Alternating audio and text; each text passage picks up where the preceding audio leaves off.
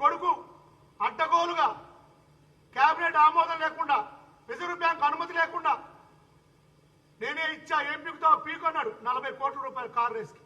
ఆ case phone tapping case, mission Bhagiratha, mission Kakatiya, ఆ secretariat లో పెచ్చులు కూలిపోతున్న స్లాబులు, అక్కడ అంత అవినీతి. అది కూడా అంతే. 400 కోట్లు అన్నాడు, 300 కోట్లు అన్నాడు, 500 కోట్లు అన్నాడు, 700 కోట్లు అన్నాడు. 1100 కోట్ల రూపాయలు ఖర్చు పెట్టి సెక్రటరియట్ కట్టారు. దాని బొందకు పార్కింగ్ లేదు. ఇప్పుడు నీళ్లు కారుతా ఉన్న బకెట్లు పెడతారు సెక్రటరియట్ లో. అంత దరిద్రమైన పరిపాలన. అమరవీరుల స్తూపం 170 కోట్లు అన్నాడు, 200 కోట్లు అన్నాడు, 400 కోట్లు, 700 కోట్ల రూపాయలు తీసుకెళ్లాడు. దాంట్లో దోచుకున్నాడు. ఎన్ని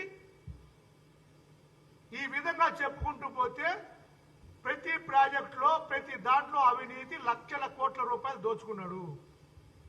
దీనికి కేసీఆర్ గారు కాళేశ్వరానికి పూర్తి బాధ్యత వహించాలి.